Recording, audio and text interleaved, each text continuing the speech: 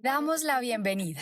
Nos emociona verte y saber que vamos a disfrutar y a aprender juntos. Antes de empezar, queremos contarte que vamos a atesorar los momentos que viviremos juntos a través de fotografías y videos. Al estar aquí, consideramos que estás de acuerdo con que podamos utilizar las imágenes en que aparezcas tú en los diferentes medios y plataformas de Confama. Si prefieres no participar en nuestras fotos o grabaciones, no dudes en acercarte a nuestro equipo.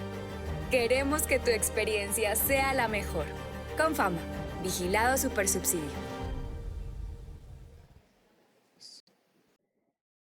Buenas tardes nuevamente a los que ya hemos estado en varias conversaciones y a los que nos visitan por primera vez. Ese es el último día de nuestro Festival de Filosofía, un festival que lo hemos pensado para hacer nuevas preguntas, imaginarnos diferentes formas de vida e incluso hacernos una pregunta que hoy nos une y es en torno al ocio y al placer.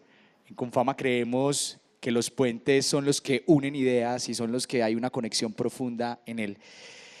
Hoy voy a presentarles a tres invitados muy especiales que vamos a tener una conversación muy rica acá y la idea es que también ahorita podamos abrir espacios para las preguntas, para el público. Así que les quiero presentar a Matilde Orlando. Ella es filósofa política, miembro de CEFAI en Colombia y colabora con la CEFAI en centros educativos para la creación autónoma en prácticas filosóficas como formadora. También tiene una página web para que la busquen que se llama Filoparchar. Ahorita nos va a contar un poquito más acerca de eso y de qué se trata para que ustedes también la puedan seguir y puedan ahí parchar filosóficamente. También está con nosotros Santiago Vergel, un cuerpo con estudios en Derecho y Filosofía, magíster en Estudios Políticos por la Universidad Nacional. Sus intereses se centran mayoritariamente en el pensamiento político contemporáneo.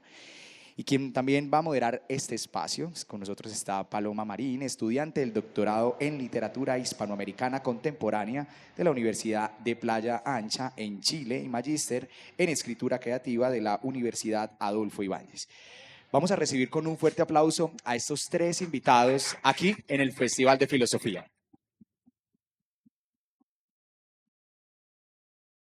Buenas tardes a todos. Gracias Santiago, gracias Matilde por compartir conmigo este espacio que me honra tener el privilegio de moderar. Quiero arrancar justamente por lo que mencionaban en la presentación con los proyectos que ambos lideran, respectivamente Matilde Filoparchar y Santiago, un proyecto bello de ciudad que es Los Caballitos del Diablo. La primera pregunta que yo les quisiera hacer para vincular a sus proyectos personales y también aproximar al público a estas miradas estoica y hedonista es cómo estos mismos proyectos que ustedes representan tiene ciertas resonancias con ideas que igual son sostenidas por estas dos formas de vida. Podemos empezar con Matilde. Hola, hola. Buenas tardes. Gracias por invitarme, muy contenta de estar aquí, muy emocionada también. Y bueno, le cuento qué es Filoparchar. Filoparchar es dos cosas principalmente.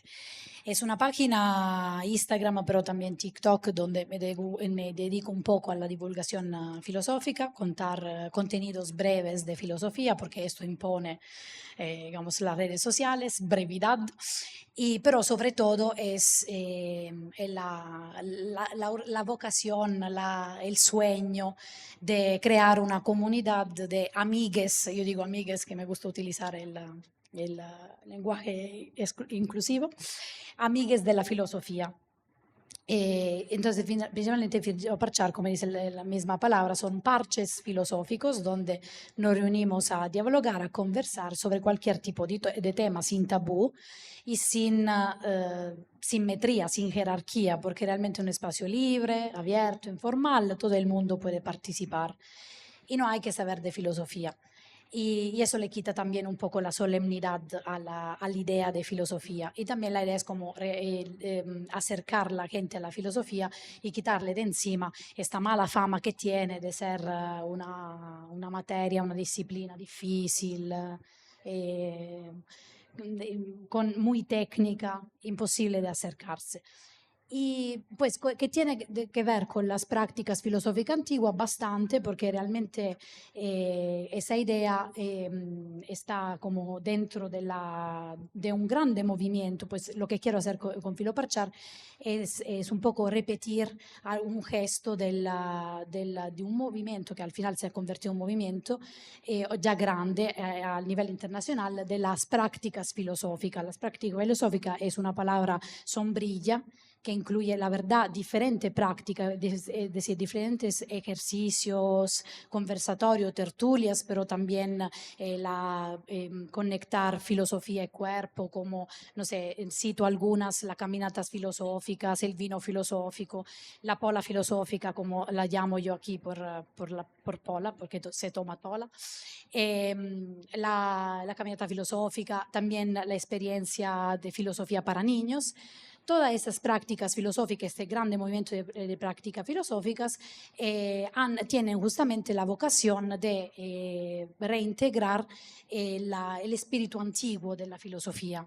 Es decir, la filosofía, si estamos de acuerdo, pero efectivamente también esto se presta a polémicas, justamente, si estamos de acuerdo con la idea que la filosofía nació en Occidente con Sócrates, Sócrates justamente pensaba la filosofía como práctica de vida, que es un poco el tema que nos convoca hoy.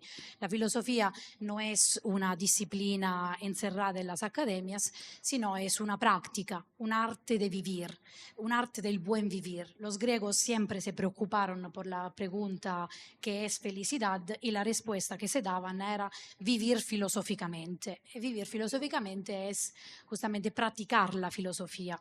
Pero creo que de eso vamos a hablar también después bien. Un poco Filoparchar en su pequeño universo trata justamente de seguir este camino de la filosofía práctica. Sí, justamente pensar, creo que lo que nos convoca hoy es pensar si hablamos de escuela o hablamos de práctica, hablamos de pensamiento, de forma de vida. Santiago, cuéntanos por tu parte. Bueno, primero agradecer la oportunidad de estar aquí en este espacio, de poder gozar también de la asistencia de ustedes, el público. Y quería expresar un poco qué es Los Caballitos del Diablo desde varias tentativas que Matilda presta a partir de lo que dice. Una de ellas es en relación a la filosofía, ¿cierto? Y qué hay detrás de la definición de lo que la filosofía es. Y digamos que un lugar bastante común acerca de lo que la filosofía se entiende popularmente tiene que ver con esta idea de la filosofía como el amor al conocimiento. Si bien se considera canónicamente que el origen de la filosofía es el mundo griego, aunque eso también tiene su cantidad de vericuetos y posibilidades de ser discutido, el griego tiene, por lo menos como lengua, tiene una riqueza que es casi absurda, y con eso me refiero a la polisemia que tiene. Y la palabra filosofía, que tiene como, digamos, parte inicial el filos, la voz de filos no solamente traduce amor, traduce algo muy bello y es amistad. Los griegos no distinguían, al menos determinantemente, entre el amor romántico y eso que puede ser el amor que siento hacia mis amigos. Y a mí siempre me ha gustado pensar que la filosofía es producto de eso en el fondo, de la amistad. Y hoy vamos a hablar, por ejemplo, de dos vertientes, dos líneas de pensamiento muy antiguas, muy discontinuas, muy problemáticas, y que si sobreviven a día de hoy es producto de que hubo gente que se encariñó leyendo o hablando acerca de ellas.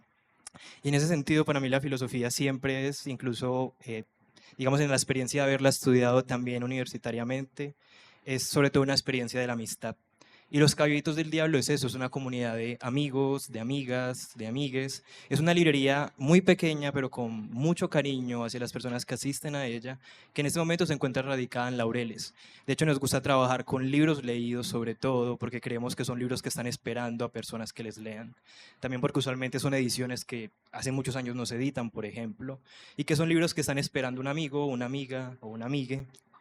Y en ese sentido nos gusta ser como parte de, en este caso, lo que podría llamar el ecosistema del libro, que es una palabra que se ha empleado mucho en los últimos 5 años en esta ciudad, pero también afortunadamente de manera crítica, porque si bien el ocio, como se presenta de muchas formas, como una cuestión, digamos, ulteriormente positiva, El oso también sirve como distinción de clase social, por ejemplo. Y esa es una de las revisiones que, por ejemplo, ofrece Thorstein Veblen en un texto precioso que de hecho está en la librería a la venta.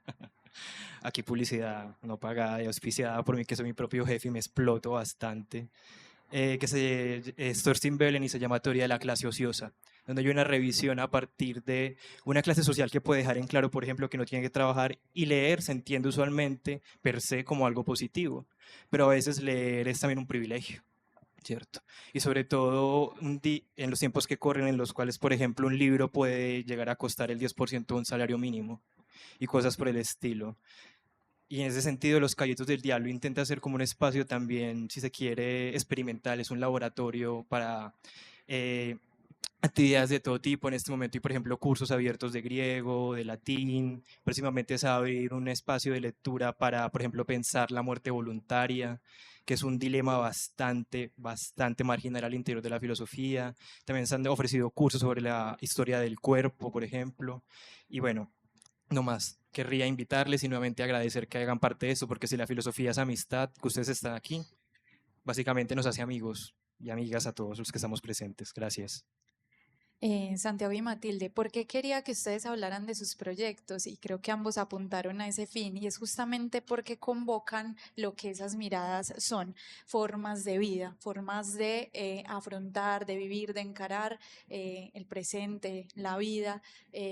Yo quisiera a eso, a este aspecto de la amistad, de cómo se vincula uno a una corriente de pensamiento, y es mediante esa empatía que uno siente hacia la forma de escritura, que ustedes nos contaran cómo entonces entendemos este público que está acá y yo, que no somos expertos en hedonismo y estoicismo, las entendemos como escuelas, las entendemos como dentro del canon filosófico por excelencia, o las entendemos como propuestas incluso cercanas a lo que ustedes hacen, miradas, formas de vida y más allá de formas de pensamiento, y a ello vincular este asunto de lo amable, de lo amistoso, justamente la forma de escritura de su representante, que no es propiamente la conceptual, sistemática. ¿Qué piensan sobre esto? Eh, bueno, seguramente un poco lo estaba diciendo también en la otra charla. Como yo parto de la idea, pero creo que Santiago también me sigue, está de acuerdo, que hoy en día el estoicismo, pues las escuelas antiguas, porque podríamos decir también cinismo, más el hedonismo, el estoicismo, son muy inactuales hoy en día. Y estoy como bastante en contra de la idea que hoy en día se puede hacer estoico, que podemos, digamos, tomar esta filosofía, decontextualizarla completamente, desvirtuarla de todo el contexto histórico, social, político, de ese entonces, de este momento en que nació, y traerla hoy en día en este contexto del capitalismo, del post-capitalismo, como se llama, post-capitalismo, que pero no termina nunca, de ese contexto neoliberal. ¿Por qué? Porque realmente sí, son las condiciones, el momento en que nacieron estas escuelas eran completamente otras condiciones, y sobre todo era diferente el concepto mismo de acercarse al conocimiento. Un griego piensa que el conocimiento, que al final, entre paréntesis, conocer o hacer filosofía, el amor, que decía Santiago, el amor a la filosofía y el ocio es básicamente lo mismo para un antiguo. Aristóteles, eso cabería todo en el término griego theorein, que es justamente contemplar. Y contemplar da placer y es una actividad ociosa que puede permitirse solo ni siquiera el filósofo, el sapiente, el sabio. Pero dos cosas: ¿por qué el filósofo se puede permitir dedicarse al teorein y a contemplar? Porque alguien más está trabajando. él no está trabajando, él ya tiene todo cubierto, tiene las necesidades básicas cubiertas porque alguien está cocinando para él, alguien está cultivando el trigo, entonces no tiene que pensar a los afanes, a las pasiones, como las llamaban, como lo llamaban los antiguos. Básicamente no tiene que estresarse un griego para la vida cotidiana, entonces puede dedicarse al teorein, que es contemplar. Y contemplar sí, los máximos sistemas, digamos, contemplar, pensar en la felicidad, pensar en Dios, pensar en el logos. Y este contemplar es también una forma también muy pasiva, o por lo menos eso se puede discutir. Yo lo entiendo de una manera muy pasiva, porque para hacer filosofía, para un griego, digamos, no es cambiar el objeto, no es intervenir sobre la sociedad, es solo contemplarla. Y eso es, que diría, muy orientalista en cierto sentido. Y eso, porque lo digo? Porque el ocio, y eso también me repito, el ocio, sobre todo el ocio, está conectado justamente a las ideas y el pensamiento que tenían los griegos, los antiguos, los latinos. Aquí, digamos, se pueden considerar como una única escuela. El pensamiento que tenían del ocio estaba conectado a la idea que tenían del trabajo.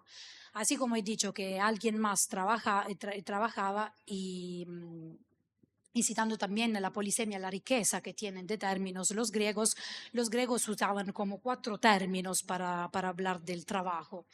Tenían uno solo para el ocio, pero 4 para el trabajo. De hecho, llamaban el trabajo, perdón, para recordarme, había el trabajo duro, que era efectivamente el trabajo de la fuerza física, que era el ponos. Y ese trabajo lo hacían los esclavos. Eso era porque los griegos, los estoicos, los hedonistas son una sociedad esclavista. Ellos piensan, dedican, se contemplan todo lindo, pero son esclavistas. Era completamente normalizado el hecho que hubiera un esclavo que no era una persona, era una cosa, que entonces como estaba afuera de la humanidad del esclavo, que podía trabajar y así se encargaba de este trabajo duro, el ponos. Después tienen el término tecné, que es el trabajo, no sé si duro o no duro, pero Artesanía, sobre todo. es la artesanía, es el trabajo de la técnica que se hace con herramientas. Luego tenían la praxis, que era el trabajo político, quizá en comunidad, comunitario, y tenían la poiesis, que el poiesis es el hacer estético. Entonces el artista. Y qué linda esta polisemia que decías tú, porque efectivamente la sociedad griega era así esclavista, pero efectivamente se nombraba, tenía muchos nombres para nombrar, mucho concepto para nombrar el trabajo. ¿Y qué hacían los filósofos? El teorein. Los filósofos teorizaban, contemplaban.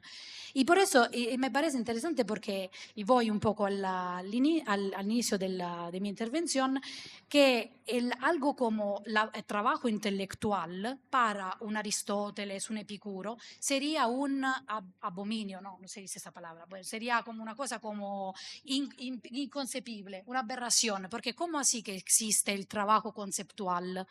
El conceptualizar, el filosofar está fuera de la dimensión del trabajo, es todo a otro plano, es otra cosa. No tiene nada que ver el ociar con el trabajo, no tiene nada que ver el ociar con el filosofar. Son dos cosas completamente, son dos planos existenciales, pero también concretos de la realidad, completamente opuestos. Y sí, efectivamente la concepción quizá a mí me gustaría como partir ahí, la concepción que tenían del ocio, después podemos hablar del placer, también era era un privilegio, era muy clasista y elitista, y no se puede olvidar eso me parecería como... Quiero problematizar, tal vez, y en tu intervención podrías contestarme, problematizar, no ampliar el plano de la primera pregunta, que era ya muy llana, y ya ponernos un poco polémicos. ¿Qué peligro entonces tendrían estas actualizaciones de unas escuelas y unas miradas que además de discontinuas en el tiempo, tal vez no estamos interpretando bien y estamos suscribiendo a algo que originalmente estaban separadas como las lógicas del trabajo y la productividad? Bueno, yo quería comenzar con varias vainas que ya se mencionaron. Entre ellas, por ejemplo, el primer término que empleaste para referir al trabajo, poros, también se traduce como dolor. Eso es un aporte como carencia, como dolor, es muy especial. Claro, el trabajo es doloroso y de allí incluso la reminencia que luego se encontrarán en los textos bíblicos de por qué trabajar es un castigo. De hecho, el trabajo es un castigo, de allí que hayan esclavos, la palabra incluso en griego es doulos, y es muy especial porque incluso en términos políticos, cuando uno va a Aristóteles, que es uno de los textos predilectos para pensar la filosofía política incluso contemporáneamente, es necesario que él arranque por la descripción de la esclavitud. Y uno pensaría que si tiene que ir a las partes mínimas de lo que supuestamente constituye una comunidad política, iría al sujeto político, al ciudadano político, aunque ciudadano no sería el término, sería polites, salvando las distancias históricas y lingüísticas, pero para Aristóteles es necesario describir por qué la esclavitud existe, por qué es necesaria y sobre qué se sustenta, ¿cierto? Y también en ese sentido es como si el sujeto político, el sujeto que puede pensar, el sujeto que tiene el derecho al ocio, en realidad está cualificado sobre la idea del esclavo. Y es algo muy similar también incluso al ocio contemporáneo, porque el ocio contemporáneo está pensado como una forma de no trabajo, no como un espacio abierto que pueda significarse por sí solo, no como un espacio o un tercer lugar, como diría Auge en relación a los no lugares, no es un no lugar, sino que es todo lo contrario. Para nosotros el divertimento, el entretenimiento y el ocio es producto en realidad de nuestra relación con el trabajo. Y de allí que para poder disfrutar de nuestra vida sea necesario esperar hasta el sábado o en su defecto hasta el viernes en la noche, y aquellos que trabajan el sábado pues se tendrán que esperar hasta el domingo y ya decidirán si van a misa o no van a misa, pero se requiere pensar el ocio a partir del no trabajo. Eso es bastante particular. Y ya también en relación, por ejemplo, a la ubicación de estas dos líneas de pensamiento, si se quiere, o a estas dos tradiciones, si son formas de vida o formas de pensamiento, o si pueden pensarse de forma indistinta. A mí me parece muy especial el hecho de que ambas aparezcan en un momento histórico muy concreto de la antigua Atenas, ¿cierto? Y no solamente que aparezcan en un momento muy concreto de la antigua Atenas, sino que son excesivamente discontinuas y en ese sentido es muy problemático incluso pensar al hedonismo por fuera de algún cualificador especial.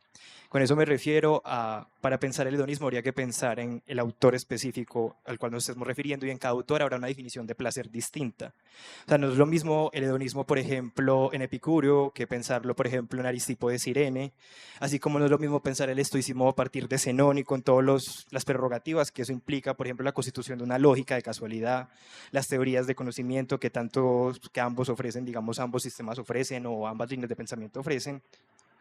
Y en ese sentido son excesivamente, digamos, escurridizas y uno no puede referirse ni al hedonismo ni al estoicismo de forma tan general, a diferencia de cómo se vende, por ejemplo, a partir de los libros contemporáneos sobre el estoicismo, donde aparece todo completamente diluido, como si el estoicismo se pudiese resumir en una única expresión.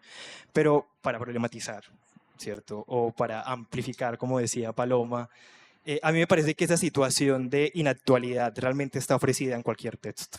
Incluso un texto que se publique hoy o que se haya publicado ayer, creo que todo lector se encuentra en una posición de inactualidad hacia él, porque en última instancia el texto tampoco le va a ofrecer herramientas completamente certeras de cómo leerlo. Y todo ejercicio de lectura es también un ejercicio de actualización. E incluso uno podría hacerse la pregunta que se hace Giorgio Agamben en relación a lo contemporáneo, pues ¿qué es realmente ser contemporáneo? Y compartir un momento histórico no necesariamente nos hace contemporáneos de algo, porque en habida cuenta a veces uno asiste a una cantidad de fenómenos de forma completamente transparente, digámoslo así, uno no se está relacionando con ellos de forma significativa o predicativa. Con eso me refiero incluso a las formas en las cuales las noticias advienen a nosotros, y uno podría preguntarse, uno puede ser estoico frente a lo que está pasando, por ejemplo, en Gaza en estos momentos. Uno puede tener una consideración hedonista pese o al margen de una cantidad de condiciones materiales que son excesivamente desagradables para otras personas. Y esas preguntas, me parece a mí, tienen de fondo la comprensión o más bien la posibilidad o la oportunidad de actualizar o de ser contemporáneo en un momento muy determinado. Puede que el día de hoy esté ocurriendo algo en Medellín y nosotros nos estemos percatando lo absoluto que 20 años después algún historiador diga, oh, pasó algo sumamente importante este 23 de agosto en Medellín en 2025 y nadie se había percatado de eso, que es también una condición muy especial de los tiempos que corren, ¿no? Y es, digamos, toda esta apertura historiográfica del presente. Y es que que somos un momento histórico, que somos conscientes de nuestro lugar en el tiempo. Y de allí que todo nos parezca inactual, de que todo nos parezca, digamos, susceptible de ser revisado y tapizado bajo la lupa comprensión de. Pero, y hay una cercanía en este sentido con el hedonismo y el epicureísmo en este caso, el hedonismo y el epicureísmo, pero también con el estoicismo y Zenón. Y es el momento en el cual aparecen esas dos tradiciones que es en la Grecia helénica, es decir, después del periodo de Alejandro Magno. Y esto supone, por ejemplo, asumir que es una Atenas que está en decadencia, es una Atenas que tenía unas pretensiones de expansión inmensas. El imperio de Alejandro, si no estoy mal, llega incluso hasta la India. Y hasta antes de eso, en el momento en el cual Platón y Aristóteles están escribiendo, hay una Atenas completamente distinta. Es una Atenas post-Pericles, es una Atenas que se retrotrae a sí misma, es una Atenas, por lo más, si se quiere, racista. Los griegos eran excesivamente racistas, sobre todo los atenienses. Y entonces contamos en un momento histórico en el cual, por ejemplo, las instituciones políticas atenienses estaban sufriendo, por ejemplo, de corrupción. Esta idea de la Atenas como centro de todo el imperio se estaba perdiendo, incluso después de la muerte de Alejandro, si no estoy mal, el imperio se divide en tres. Y entonces hay una cantidad de sospechas inmensas, los cínicos también aparecen en ese momento, y aparecen escuelas o formas de vida muy concretas que se centran sobre el individuo, aunque el individuo no sería la palabra adecuada, pero sobre el sujeto que puede hacer lectura de ellas, ¿cierto? Si hay una revisión entonces de las condiciones en las cuales el sujeto recibe y cómo se siente hacia ellas, y en ese sentido también aparecen algunos objetos de interés que, por ejemplo, para las filosofías anteriores no habían aparecido, entre ellas el cuerpo, que, por ejemplo, a mí particularmente me llama muchísimo la atención. Aparecen también categorías como la apatía, la ataraxia, que no aparecen en Platón y Aristóteles. En el caso, por ejemplo, de Epicurio, aparece la introducción de la tiché, que la palabra traduce azar, es decir, la fortuna, que luego será leída por los medievales, y como por ejemplo eso tiene unas implicaciones ontológicas para el sujeto que padece y vivencia el mundo, cosas que no aparecen en la filosofía, por ejemplo, platónica y aristotélica, que están marcadas por un determinismo político muy específico. Y esto lo digo porque también retomando algo que decía Matilde sobre la esclavitud, en estas escuelas o líneas de pensamiento, en el caso por lo menos de Epicuro, en el jardín, Epicurio permite el ingreso de esclavos a estudiar. También permite incluso el ingreso de mujeres, que tampoco eran vistas como ciudadanos en ese momento. Ni siquiera eran vistas como casi personas, aunque Aristóteles se refiere a ellos como antropoi, realmente no las ve como seres humanos. Es un término simplemente general. Y eso me implica que, pues, me parece que implica unas condiciones que cambian incluso las formas de hacer filosofía. Es una filosofía mucho más atenida hacia el cuerpo, a las formas de vida, así incluso formas de vida que no necesariamente son las canónicas. Y eso también lo podemos encontrar en los problemas que tiene situar estas dos escuelas o tradiciones en la historia de la filosofía. Y es que son muy marginales. Hay muy poco traducido realmente de ellas. Y lo poco que se ha traducido de ellas ni siquiera es el corpus, digamos, donde se desarrolla teóricamente lo que bien podrían ser, sino que tenemos, como decía Paloma, unas formas de escritura muy, muy menores. Pero eso no quiere decir que sean malas o que sean negativas. Aparecen sobre todo en cartas, aparecen también en diarios sobre todo, y pensar que se puede filosofar a partir de un diario supone una compenetración con lo cotidiano, por ejemplo, y con las formas de vida muy concretas, y con las formas en las cuales el mundo afecta a un sujeto muy específico. Y eso me parece a mí lo más valioso de estas dos, por ejemplo, líneas y tratar de ubicarlas, y es que suponen en el fondo una redefinición de lo que la filosofía es, una filosofía no necesariamente tan aristócrata, aunque sí tiene sus problemas antropológicos, por supuesto. Hay una tecné antropológica allí, como dice Sloterdijk, pero redefine la posibilidad incluso del conocimiento, me parece a mí, en ese sentido son muy valiosas tratar de ubicarlas, y de allí que haya, por ejemplo, un proyecto tan magnífico como el de Ofrein, una contrahistoria de la filosofía donde trata de escritura del hedonismo, y eso me parece muy valioso. Matilde, gracias Santiago. Matilde Sí, es bien ¿puedo contestar? crítica. Sí, Pero, ¿puedo contestar una cosa como que, pues eso se llama contrapunteo? sí, Entonces, sí. para decirte que lo que dice, pues estoy de acuerdo en parte con la reconstrucción histórica que haces del nacimiento de estas filosofías. Sí, es cierto que, que nacen en un momento de crisis como políticas y la caída del imperio, la posibilidad posible caída del imperio, una cierta degeneración de los hábitos. También Séneca son muy moralistas en este sentido. Pero siento que lo que tienen en común estas escuelas, y voy siempre como y siento que es por eso que no puede haber comparación posible con hoy en día, es que estas escuelas tienen en común igual la fe en una cierta dimensión metafísica que permanece. Sí, es verdad que ellos dicen, en particular eso lo dice Lucrecio, por ejemplo, que es poeta, filósofo, un poco de todo, pero dice, ay, qué lindo estar tranquilo, quieto, mientras fuera el mar está en tormenta. Entonces, en esta idea está la indiferencia de la situación política, siempre solo porque igual tienen la fe y permanece la fe en la dimensión metafísica, trascendente, porque igual ellos piensan que sí hay dioses, no es el Dios cristiano que todavía no había llegado, o por lo menos sí, eso también era una nueva revolución, la revolución cristiana, pero igual hay dioses, y dioses significa que hay una estructura también religiosa, metafísica, un horizonte metafísico en la que en la existencia de ellos se insertaba. Y la fe en los dioses, los estoicos lo llaman logos, que es la racionalidad del cosmos. Entonces, una fe en que si afuera puede haber problemas políticos, el mar está en tormento, pues hay problemas y hay que practicar la indiferencia hacia estas dificultades, pero sí, hay un destino, igual estamos aquí porque existe un destino, y esta fe en del destino hoy en día, en la era de las muertes de todos los dioses, de la muerte de Dios, como proclamaba Nietzsche, no existe, pues ya no hay dioses, ya no hay, ¿qué significa que no hay Dios? Que no hay horizonte metafísico. Sí, lo único que nos queda es solo la individualidad, del individualismo desenfrenado, de ser nuestro propio dioses, como algunos autores dicen. Entonces eso me parece una diferencia muy, muy importante y lo cambia todo, porque y viniendo un poco a la pregunta, efectivamente puedes cultivarte, los griegos quieren cultivarse a sí mismo, hacer de la propia vida una forma de arte, como dice Foucault en su interpretación con los antiguos, siempre solo porque hay ese logos universal. El cosmos es algo ordenado, hay un destino, una fe fuerte que los ata, le permite también la indiferencia, la ataraxia, me parece importante.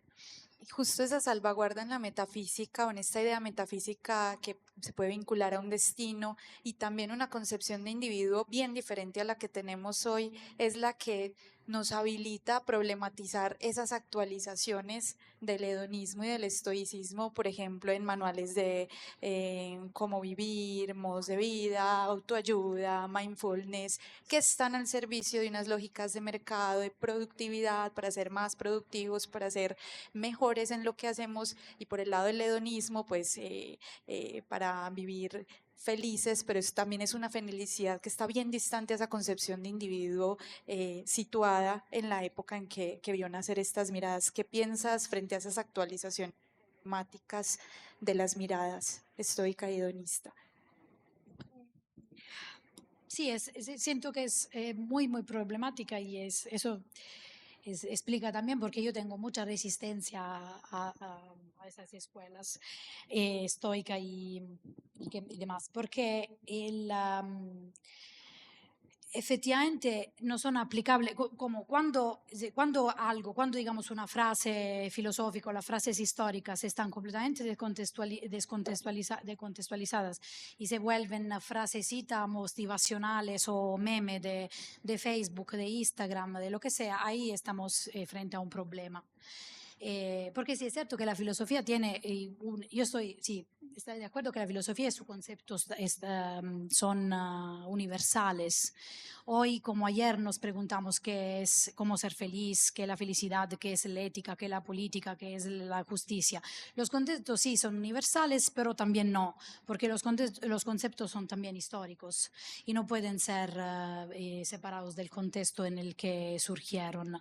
Y efectivamente hoy estamos frente a realmente sí, a un evento muy problemático de este retorno al estoicismo bajo, como dijiste tú, manuales de autoayuda con frasecitas motivacionales. ¿Por qué son problemáticas? Porque se convierte los estoicos en, no sé, en píldoras para estar bien, para ser feliz y para digamos, ser, ¿cómo decirlo? Para ser trabajadores felices y olvidar completamente todas las condiciones históricas, todo el contexto de explotación con la que viene el sistema de trabajo asalariado del mundo capitalista. Y entonces cuando se convierte la frase no te preocupes, no te preocupes de lo de lo que no puedes controlar, que es como la idea principal de Epicuro, ¿sí? ¿No? Como, no, de Epicuro, sí, sí, de Epicuro también, de lo que no puedes, no, de Epicteto, de lo que no puedes controlar no te cuides. Y ahí es como darle la espalda a un sistema neoliberal que justamente tiene como, y lo ha logrado muy bien, tiene como objetivo eliminar el contexto histórico, desnaturarlo completamente, hacernos olvidar que vivimos en una sociedad, hacernos olvidar completamente las condiciones materiales. Y para condiciones materiales entiendo cualquier cosa, el género, el hecho que estamos encarnados en un cuerpo, en un género, que las clases sociales existen y las condiciones geográficas también importan. Entonces, como da la mano a la idea, que es como decía Margaret Thatcher, no quiero citarla, pero porque no la estimo para nada, pero Margaret Thatcher, que como una grande, que respaldaba, digamos, la idea del capitalismo, cuando el capitalismo tiene esta evolución y se convierte en neoliberismo, Margaret Thatcher decía, la sociedad no existe, existe solo el individuo. Y entonces eso sí es estoicismo funcional a la idea que existe de la eliminación de la sociedad. ¿Y eso en qué se traduce? En hiperresponsabilización. Si estás deprimido es tu culpa, ve a terapia. No sé, si te sientes mal con tu trabajo es tu culpa. Si no tienes tiempo para vacaciones es tu culpa. Hiperresponsabilización del sujeto. Todos los problemas se pueden solucionar con terapia y se pueden solucionar con una terapia individual. Todo se termina siendo una también culpabilización del sujeto. Se desaparece completamente el horizonte social, el contexto histórico, y eso me parece pues gravísimo, porque efectivamente es como el estoicismo que se presta allo status quo, a mantener el status quo. Sí. A mí siempre me ha resultado llamativo un síntoma de esa hiperindividualización o hiperresponsabilización, y es el hecho, por ejemplo, de que a nadie de momento se le haya ocurrido escribir un libro de ayuda colectiva. O sea, existen libros de autoayuda para un sujeto muy específico. Es decir, yo leo un libro para mí, para ayudarme a mí mismo, pero no existen libros para un colectivo, existen libros para que un colectivo pueda pensar o imaginar políticamente algún asunto. No existen libros para, digamos, para responder o tratar de hacer frente a ese problema de la hiperindividualización. Pero nuevamente quiero echar más leña al fuego, y el asunto es que yo creo realmente que ese ejercicio de, si se quiere mal leer cualquier tradición de pensamiento, se puede hacer con cualquier autor. Incluso con Aristóteles, si uno agarra la Ética a Nicómaco y agarra pasajes como es que no basta una sola acción para ser feliz, o un ave no hace primavera, o un copo de nieve no hace invierno, bueno, uno podría hacer el ejercicio de pensar a Aristóteles también en el mindfulness, por muy desagradable que parezca. Uno puede hacer una él si quiere, ¿cierto? Uno puede hacer lecturas de ese orden, incluso direccionadas a Hobbes, incluso a pesar de que está hablando de un estado eclesial y etcétera. Y pienso entonces que el intersticio que se puede abrir en relación a estas corrientes, pues está todavía por verse. Yo creo que las condiciones actuales sí favorecen que se piensen estas dos vertientes de pensamiento más que otras, sobre todo por el asunto de la hiperindividualización y también, por ejemplo, por las condiciones históricas que nos permiten leer a estos autores en nuestro momento histórico. Pienso sobre todo, por ejemplo, en Jamenson y esta categoría tan particular del pastiche que emplea, y es cómo se puede ir a un momento histórico, por ejemplo, y desvincularlo de sus condiciones específicas para solamente quedarnos con la superficie de lo que eso es. Porque uno podría pensar que el hedonismo es, en efecto, como etimológicamente pareciera indicar, ir al placer, pero Epicurio dice, ojo, que incluso es preferible ir al dolor a veces. Incluso el dolor puede ser preferible antes del placer si un placer me va a traer un dolor incluso mayor, ¿cierto? Y en ese sentido, esa clase de definiciones no figuran, digamos, dentro de las expectativas o los lugares comunes de lo que el hedonismo es, y con el estoicismo probablemente ocurre exactamente lo mismo. Pero el hedonismo, digamos, que corre con una desventaja muy especial, y a mí me llama la atención eso profundamente, y es que el hedonismo incluso llegó a ser incluso una cuasi religión durante el Imperio Romano, durante más de 100 años. Era el modelo de pensamiento predilecto, los emperadores seguían el estoicismo, se formaban en él directamente, y eso supone claramente, como la misma palabra tradición indica, tradición es traer, es decir, extraer, es recuperar, es jalar, eso implica siempre una desdibujación, ¿cierto? Y en ese sentido, creo que pensar estas dos vertientes nuevamente supone muchas exigencias. Y una de esas exigencias también, como comentaba Matilde, en relación a, por ejemplo, la desvinculación de una ontología trascendental, una metafísica trascendental. Pienso también en Walter Benjamin y cómo indica que, a pesar de que Dios ha muerto, si se quiere, usando pues el argot de Nietzsche, sí hay una religión, y esa religión es el capitalismo, por ejemplo. Y cómo, por ejemplo, el hedonismo y el estoicismo se prestan, en este caso, para favorecer ambas líneas. Es decir, ni siquiera tienen que ser disyunciones o tienen que ser opuestos para el funcionamiento de la sociedad actual. Y sobre todo una sociedad en la cual, a pesar de estar juntos, estamos juntos en tanto, si se quiere, injuntables, no sé cómo decirlo, somos individuos, pero en tanto individuos, en tanto indivisos, en tanto no podemos juntarnos, hay como una imposibilidad que está ofrecida incluso por las condiciones mismas, el cómo las ciudades están establecidas, el cómo la arquitectura es hostil, el cómo, por ejemplo, a lo largo del día uno está expuesto a tantas cosas, a tantos rostros distintos, el cómo hay, por ejemplo, manifestaciones de apatía en un lugar que podría ser de encuentro o favorecer el encuentro, pero en realidad hay un relacionamiento solamente individual. Y eso lo puede hacer, uno puede hacer esa lectura incluso a partir de la publicidad. Pero a mí me parece muy interesante cómo acaban siendo funcionales, por ejemplo, si ahorita estamos hablando, o se ha comentado, por ejemplo, la categoría de felicidad como un asunto, digamos, predilecto en el mundo griego, pero a mí me parece, por ejemplo, que dentro de las narrativas contemporáneas no aparece tanto el término de felicidad, aparece el término de éxito. Y en ese sentido, la felicidad es equivalente al éxito, porque preguntarse por una vida feliz, me parece a mí, implicaría también pensarla políticamente, tiene una dimensión política, porque al final, si uno retoma, por ejemplo, la categoría de cuerpo, todo cuerpo es producto de otros cuerpos y una cantidad de relacionamientos y agenciamientos comunes. Y en ese sentido es imposible pensar la felicidad de manera individual. Yo no puedo pensar que puedo ser feliz al margen de todo. Y en ese sentido creo que uno podría nuevamente extraer enseñanzas tanto de Epicuro como de Zenón, por ejemplo, donde haya, por ejemplo, un hedonismo amable, si se quiere, un hedonismo que suponga mi placer, pero también el placer del otro, que era una de las cuestiones que llegamos a discutir en su momento antes de esta charla. Yo quiero que hagan una intervención final antes de darle pues como pie al público que tenga alguna inquietud y quiera compartir.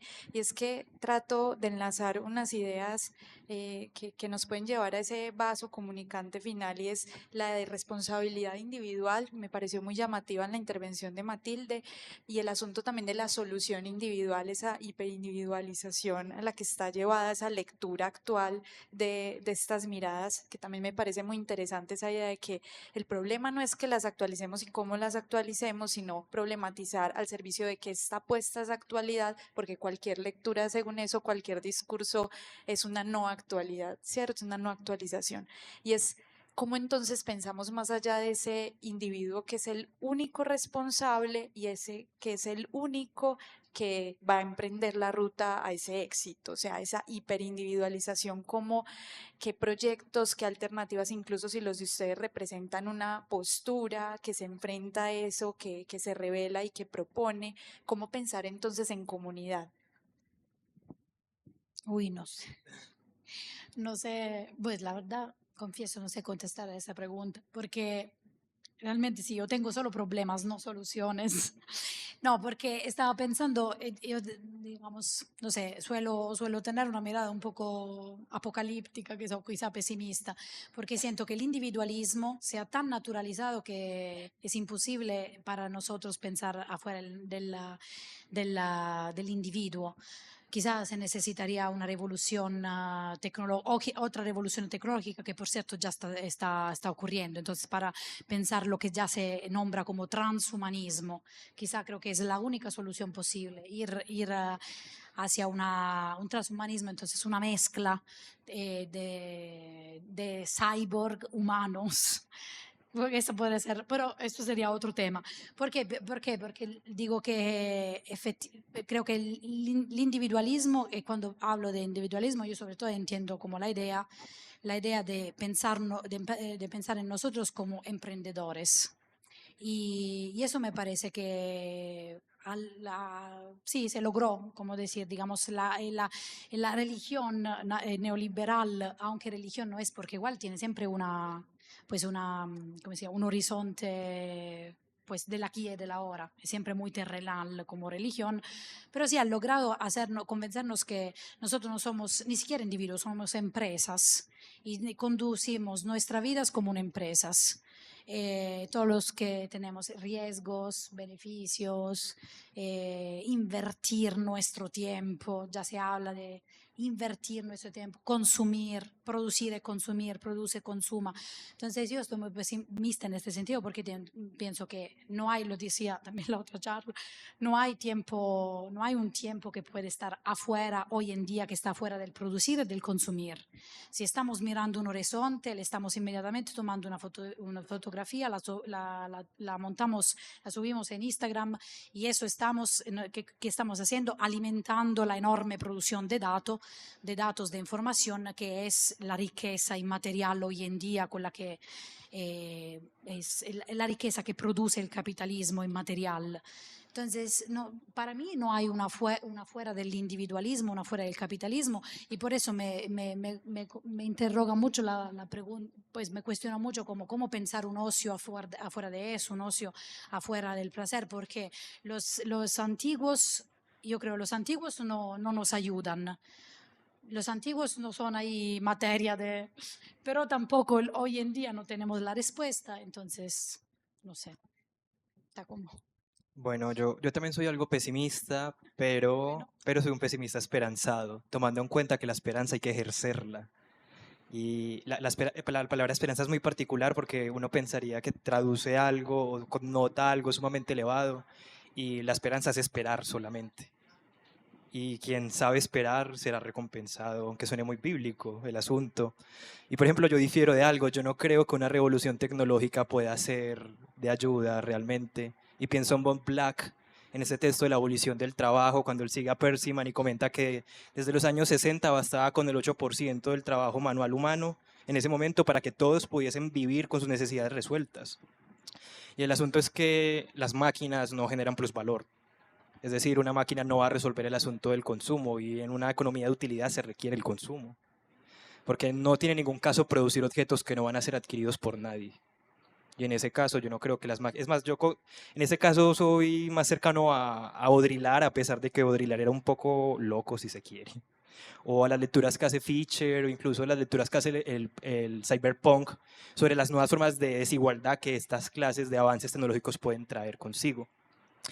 Pero yo creo que el asunto en torno al individualismo y si hay una salida o no, si el ocio puede ser una salida o no, está también marcado por la misma constitución histórica que eso implica, y es que el individuo no siempre ha existido. Así como el capitalismo tampoco ha existido desde siempre. Eso quiere decir que las cosas no tienen por qué ser siempre así tampoco. Es decir, si es un producto histórico, quiere decir que las cosas pueden ser diferentes y depende de nosotros que sean diferentes. Y en ese sentido yo apostaría por formas, si se quieren, menores. Apostaría por la amistad, por ejemplo, que fue una de las cosas con las cuales empecé. Yo creo que la amistad es uno de los lugares en los cuales, por ejemplo, la diferencia une.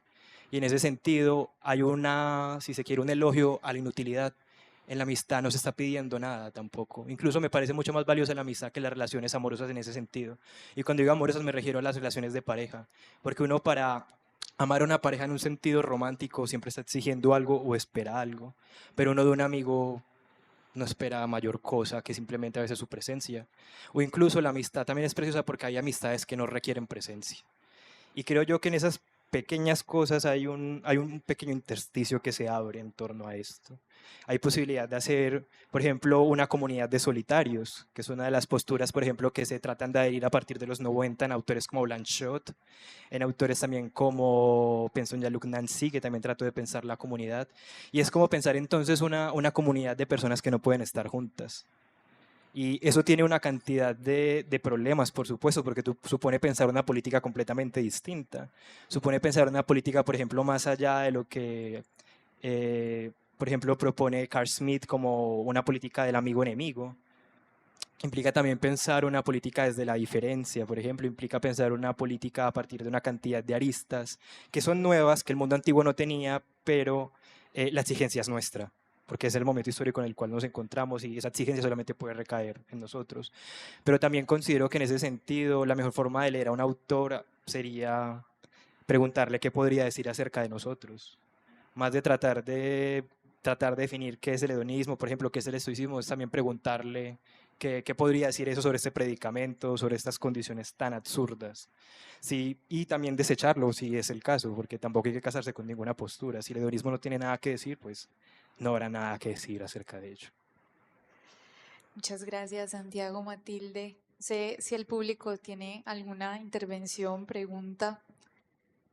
Maravilloso.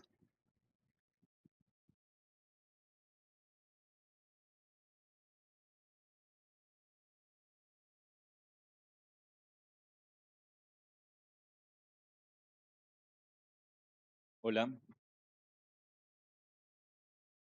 La parte final, la pregunta final fue difícil, siempre es difícil, entonces, ¿qué hacemos? ¿Cierto? Pensar salidas.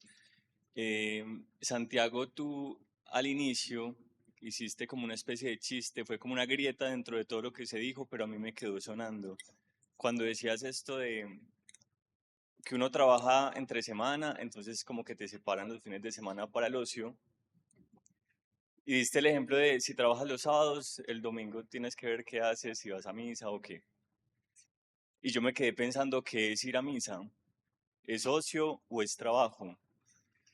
Y eso me llevó a pensar mientras los oía en la espiritualidad, pensada en momentos contemporáneos. ¿Qué se puede decir de la espiritualidad dentro de este marco de conversación?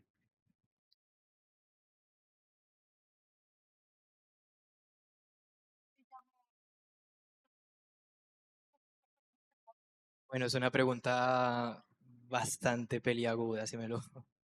Pero bueno, a mí particularmente me llama la atención, más allá de lo espiritual, es por ejemplo la constitución de ceremonias y de rituales en el mundo contemporáneo. E ir a misa, de hecho, si uno lee, por ejemplo, a mitólogos como René Girard, si uno lee incluso autores como Luhmann, que también tienen textos sobre la fundamentación de la vida religiosa, aparece una cuestión muy particular con la misa. E incluso Misquia Eliade también tiene un apunte muy particular sobre la misa, pero me gusta más lo que dice René Girard, y es que la liturgia católica es la única ceremonia en sentido estricto que conservamos en este momento. Y es la única ceremonia porque es el único momento que conserva, digamos, las cualidades que un ritual en sentido completo puede tener en relación, por ejemplo, al tiempo. Y es que la espiritualidad tenía en el mundo antiguo un lugar y un momento muy específico dentro de, digamos, lo cotidiano, porque ofrece un tiempo distinto al tiempo de los hombres. Es, por ejemplo, un tiempo donde adviene la divinidad. Y, por ejemplo, en la ceremonia judío-cristiana de la liturgia hay un momento muy llamativo que es la transfiguración. Y ese momento de la transfiguración es el momento en el cual lo humano se encuentra con lo divino. y se encuentra comiendo o ingiriendo el cuerpo de Dios. Es un acto antropófago, o sea, es caníbal, hay que comer el cuerpo de Cristo y así se relaciona uno con la divinidad. Y si vos pensás, por ejemplo, en las iglesias tienen toda una estructura que hacen que funcione esto que te digo de la separación del tiempo divino y el tiempo humano. ¿En qué sentido? Piensen en la resonancia, piensen en cómo el afuera no ingresa a la iglesia y todo se encuentra como herméticamente constituido por el sonido de la voz de quien dirige el acto. Pero es llamativo pensar eso como aparece de forma completamente desdivinizada al día de hoy. Y uno podría preguntarse entonces por qué lugares pueden converger o transfigurar o incluso ocupar el lugar que debería de tener estos espacios de la vida espiritual. Algunos autores dirán que el centro comercial es el lugar que ofrece eso. Por ejemplo, Krakauer es un templo y Krakauer tiene una analogía muy linda porque es como que el centro comercial ofrece lo que las casas de las grandes urbes no tienen, es decir, luz, espacio, cosas llamativas, las cosas lindas que yo en mi casa no tengo y querría tener, tienen un lugar y ese lugar es ese. Y es donde yo puedo auspiciar, digamos, toda la aventura de la espiritualidad. Pero yo creo que se puede tener espacios espirituales con uno mismo, con otras personas. Por ejemplo, una conversación que se disfruta, me parece a mí, podría ser un lugar de gozo espiritual, porque es un momento que separa el tiempo del resto del mundo. Esos lugares que, como dice Penag, dilatan el tiempo de vivir. Todo lo que dilata el tiempo de vivir para mí es una experiencia espiritual. Estar enamorado, salir a jugar. El juego, por ejemplo, es una categoría importante para los situacionistas, no solo para los situacionistas, sino pensar que el juego tiene una connotación casi incluso divina. Y la mayoría de rituales provienen de los juegos, como también plantea Fraser en La Rama Dorada. Yo creo que cualquier cosa que dilate el tiempo de vivir puede prestarse para el lugar de lo espiritual, si uno tiene la disposición adecuada. Bueno, gracias, Santiago. Había otra pregunta, pero no sé si Matilde quería añadir algo. No, sí, pues yo es muy buena pregunta esa de la espiritualidad hoy en día. Seguramente ahí también se abre el abismo con los antiguos, estoy súper de acuerdo.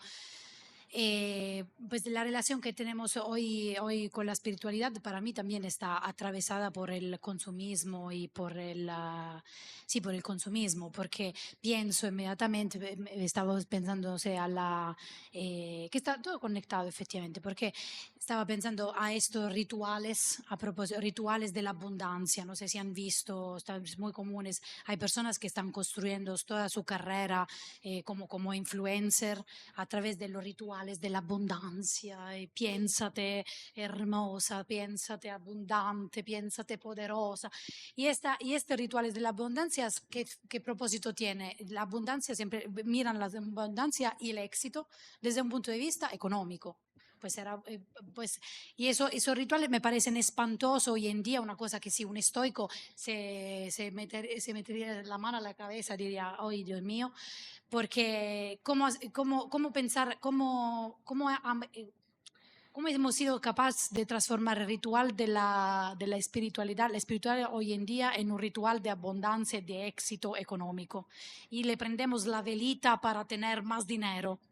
Y así somos exitosos y felices, que estoy súper de acuerdo que hoy el felicidad y éxito son sinónimos, éxito económico, en ese ambiente hay algo que abre un abismo entre nosotros y los antiguos. Gracias, Matilde. Sí, adelante. Sí. Ah, primero había otra por acá. Acá, perfecto. Hola, esta pregunta es sobre todo para Santiago. No, Santiago, lo que pasa es que Matilde probablemente eh, podría dar ya la respuesta porque la conoce, y es sobre estilos de vida filosóficos, concretamente hedonistas, en lugares o con personas en riesgo de exclusión social, y por eso digo que Matilde ya la conoce porque conoce el proyecto Boesio, que hace filosofía en prisiones. Entonces, no sé si hay una práctica, si hay un estilo, aparte del proyecto Boesio, que hace estoicismo concretamente, con personas en riesgo de exclusión social, si tú conoces alguna o cómo te imaginarías ese estilo de hacer filosofía con personas en riesgo de exclusión social, digamos barrios marginales, alcohólicos anónimos, ancianatos, hospitales, cárceles. Wow, difícil también. A ver, trato de... No sabría realmente cómo dar una respuesta que pueda ser satisfactoria en este caso. Yo siempre he considerado que la filosofía es pues un encuentro muy agraciado siempre que se hace, digamos, en compañía de otras, de otros, porque supone como con lo que inicia el inicio la posibilidad de generar una cofradía, si se quiere. Pero si algo podría decirse sobre todo de la filosofía contemporánea, porque creo que aplicaría sobre todo lo que preguntas sobre la filosofía contemporánea, pero para cualquier clase de filosofía. Pero yo hablo sobre todo desde la filosofía contemporánea porque es la isla sobre la cual más he estado, digamos, de pie. Pensaría sobre todo que una buena forma de iniciar sería el reconocimiento de las condiciones materiales de, ¿cierto?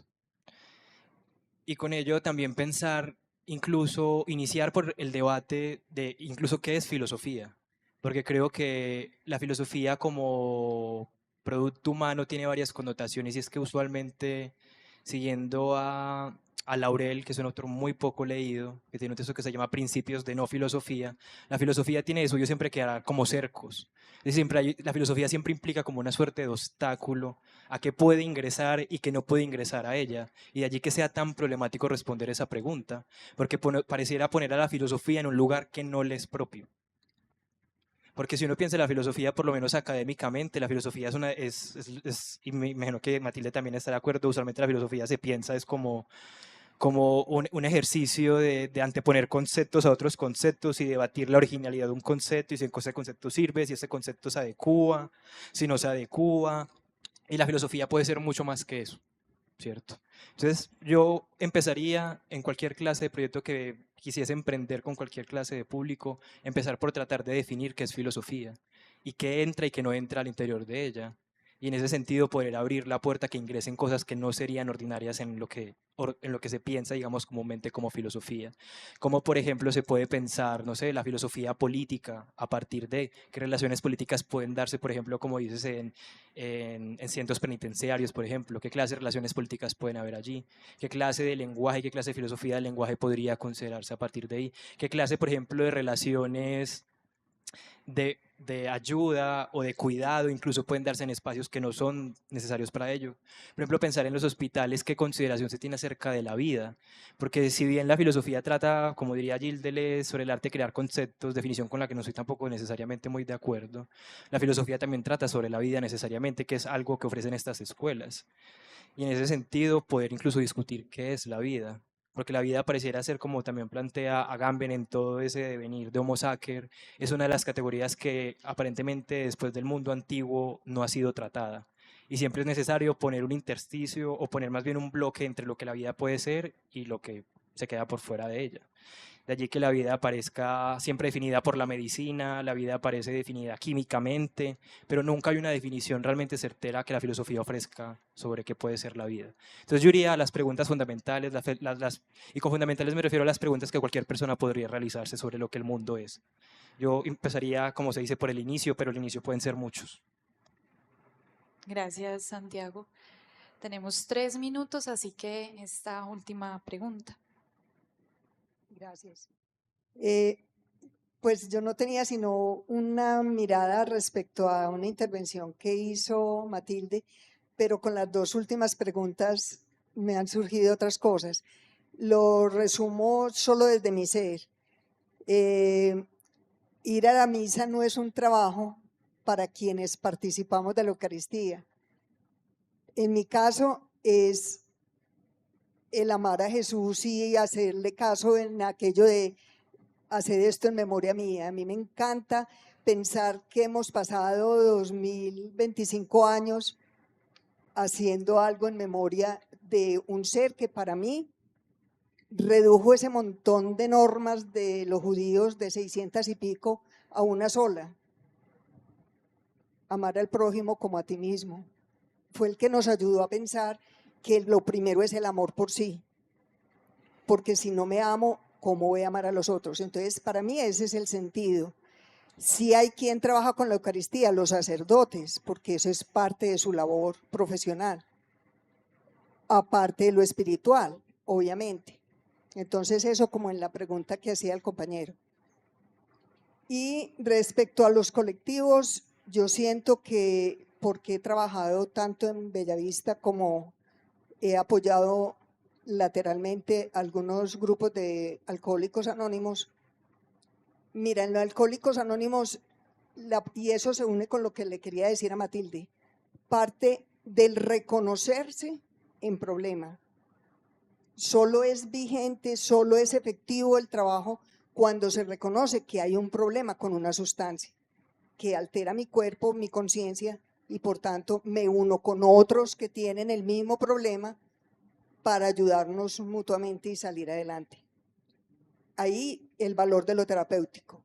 Y respecto a lo que decía Matilde, bueno, lo que les digo de Bellavista es porque en la época que yo pude estar allí, que fue en 1998, había un grupo que sacaba un periódico que se llamaba Valores, y a través de ese periódico pudo cambiarle el horizonte tanto al ingreso de las mujeres al penal, que era una cosa bárbara, como al alimento mismo, porque desde la denuncia que se hacía allí se fue mejorando muchas cosas, que infortunadamente por todo lo que hemos estado conversando hoy se volvió a deteriorar y bueno. Pero Matilde, me impactó que dijeras que pues de pronto te interpreté mal, por eso lo pongo, y fue cuando te referiste a lo terapéutico. Es que lo terapéutico, si no es individual, no tiene efecto, porque es la historia de cada quien y solo del uno en uno puede tener efecto. Te lo digo porque soy psicóloga y puedo dar cuenta de ello. Y el valor ahí de lo terapéutico respecto al tema que tenemos es que entonces cada quien podrá tomar conciencia, adueñarse de su ser y poder reaccionar frente a lo que le están queriendo imponer desde fuera, pero no poner las razones de su malestar en otros, cuando en verdad al tomar conciencia de sí y fortalecer el ser, se puede poner el límite a lo que otros nos están queriendo imponer. Gracias. Nos queda un minuto, entonces creo que Matilde, que quien fue citada aquí, responderá. Sí, no, realmente sí, no quería decir, como intervención no era para, no iba directamente en contra de lo terapéutico, porque, pero siento que, pero sí hay una tarea por hacer, es quizá politizar la psicología. Pues tenemos dos problemas, yo creo, que como una psicopatologización de todos los problemas. Hago un ejemplo como muy rápido. El mal de este siglo es la ansiedad. Por ejemplo, yo estoy ansiosa, yo también soy una persona muy ansiosa y voy a terapia. Pues no es que yo he ido a terapia y sé que tengo que solucionar mi propia ansia a través de la terapia, pero yo diría la terapia debería complementarse también con una cierta también un trabajo político en el sentido, si somos todos ansiosos, si la ansiedad se ha convertido en un sistema sistémico, entonces ahí tenemos un problema, estamos frente a un problema político. Quizá la solución no es solo individual, es colectiva. Quizá somos ansiosos porque vivimos estamos como triturados, no sé, como, bueno, la palabra aquí estoy inventando, entre itañol, estamos como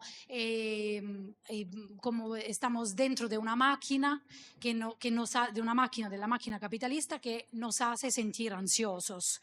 Entonces, como decía un meme por ahí, no detestas el lunes, detestas el capitalismo, hay un meme que dice, ese es el problema. A veces los problemas psicológicos no son solo míos, son de todos, son políticos y la origen de este problema podría ser el sistema económico en el que vivimos.